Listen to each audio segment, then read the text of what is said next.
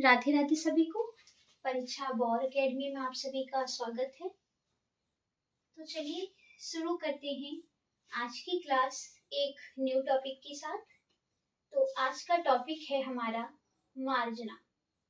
तो आज हम समझने वाले हैं कि मार्जना क्या होती है, मार्जना के प्रयोग कहाँ और किस क्रिया में होता है, और इसके प्रकार क्या हैं, या फिर इसके मिलाए जाने की विधि है वो किस प्रकार है।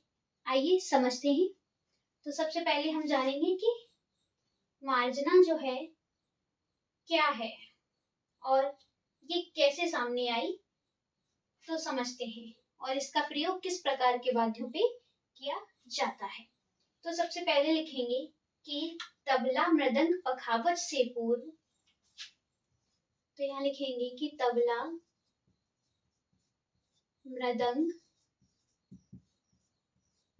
पखावज से पूर्व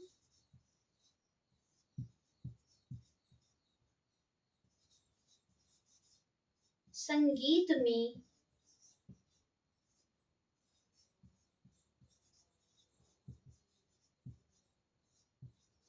पुष्कर नामक वाद्य का प्रचलन था। पुष्कर नामक वाद्य का प्रचलन था।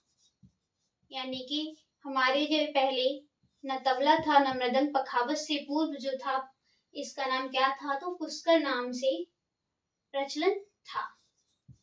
यानी कि वर्तमान में या फिर लिखिए कि कालांतर में इसी पुष्कर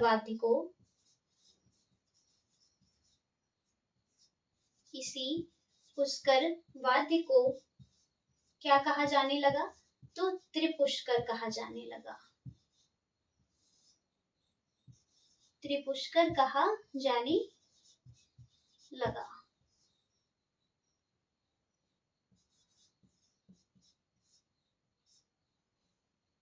यानी कि मृदंग पखावज तबला को पूर्व संगीत में किस नाम से जाना जाता था, तो इसे पुष्कर नामक वाद्य का प्रचलन था।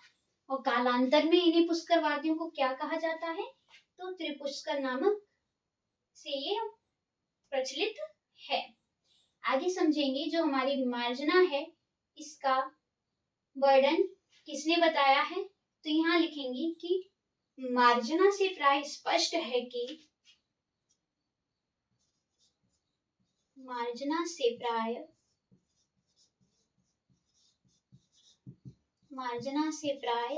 स्पष्ट है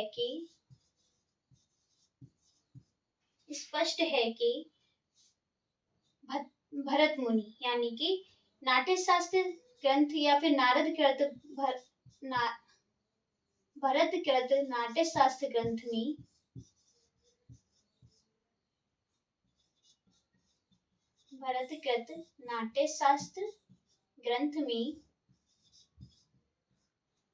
में अवनद्य वाद्यों को किसे, तो अवनद्य वाद्य की श्रेणी, अवनद्य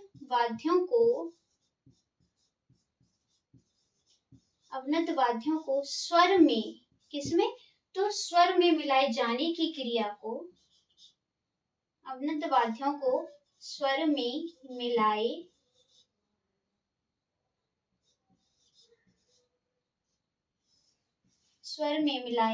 जाने की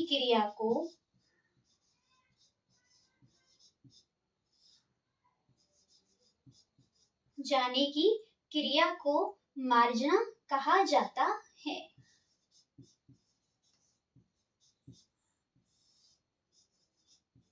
मार्जना कहा जाता है। तो मार्जना की क्रिया किस प्रकार के वाद्यों पर होती है, तो अवनद्य वाद्यों पर मार्जना की क्रिया होती है।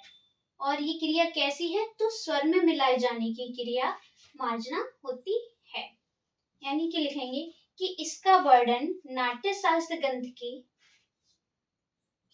आगे लिखेंगे कि इसका वर्णन नाट्य शास्त्र ग्रंथ के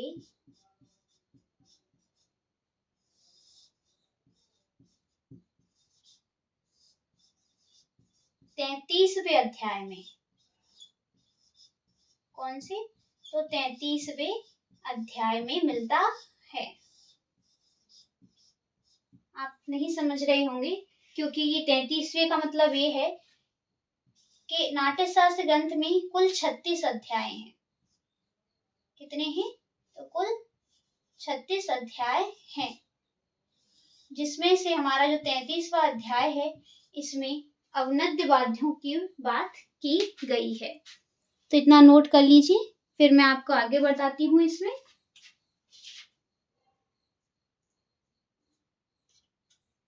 तो मार्जना का प्रयोग क्या है? तो ये हमारे स्वर में मिलाए जाने की क्रिया है और ये क्रिया अवनद्य वाद्यों पर की जाती है। तो चलिए आगे बढ़ते हैं इसमें। इसका वर्णन कहाँ मिलता है?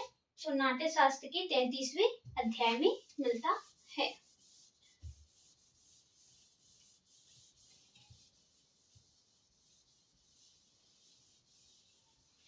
तो चलिए आगे समझते हैं कि जो मार्जना है इसमें क्या होता है। तो मार्जना हेतु स्वरोत्पत्ति के लिए क्या होता है? तो वाद्यों के मुख पे लेपन की क्रिया की जाती है। तो यहाँ लिखेंगे कि मार्जना हेतु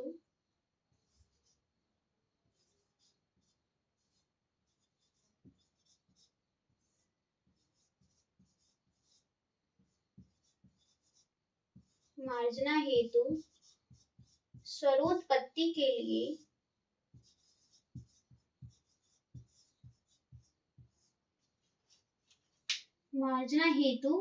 स्वरोत्पत्ति के लिए वाद्यों के मुख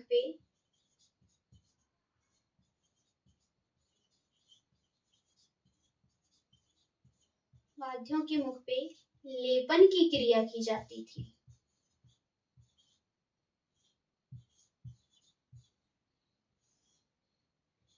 लेपन की क्रिया की जाती थी।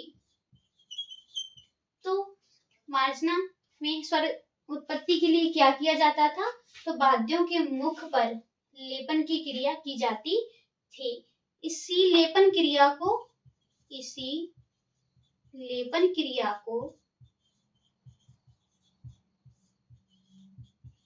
विलेपन के नाम से भी जाना जाता है।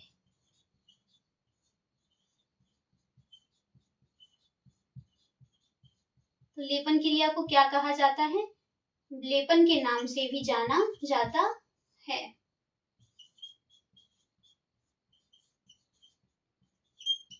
ये क्रिया प्राय अवनद्य वाद्यों पर की जाती है। अवनद्य श्रेणी के वाद्यों पर की जाती है। अवनद्य श्रेणी के वाद्यों पर की जाती है। यानी कि विलेपन की क्रिया या फिर मार्जना की क्रिया किस पर की जाती है? तो अवनद्य श्रेणी के जो वाद्य होते हैं उन पर की जाती है। तो हमारे मार्जना के कितने प्रकार हैं? तो मार्जना के 3 प्रकार बताए गए हैं। कितने? तो 3 प्रकार। यहाँ लिखेंगे कि मार्जना के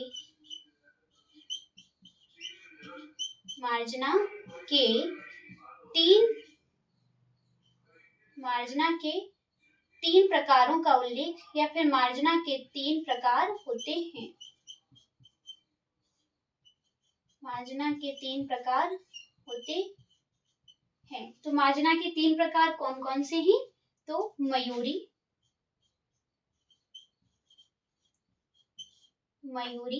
नंबर 2 तो अर्धमयूरी,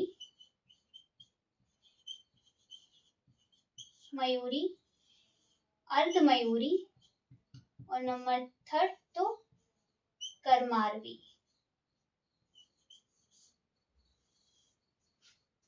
तो मार्जना के 3 प्रकार कौन कौन से हैं? मयूरी, अर्धमयूरी और कर्मारवी मार्जना। तो ये हमारे मार्जना के 3 प्रकार हैं, जिनके नाम मैंने इस प्रकार बता दिए हैं आपको। तो हमारी मार्जना क्या है? तो मार्जना क्या है? अवनद्य वाद्यों की या अवनद्य श्रेणी के वाद्यों पर की जाने वाली क्रिया, जो कि स्वर में मिलाए जाने वाली क्रिया ही हमारी क्या कहलाती है? मार्जना कहलाती है। और इसका जो सर्वोत्पत्ति के लिए क्या किया जाता था?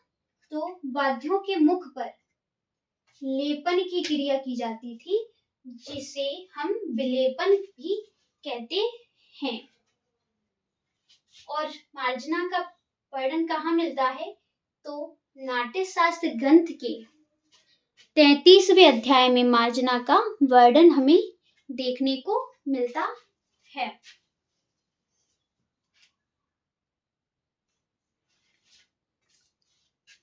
तो आज की क्लास हमारी यही समाप्त होती है। मिलते हैं हम अपनी नेक्स्ट क्लास में एक न्यू टॉपिक के साथ। तब तक के लिए राधे राधे सभी को।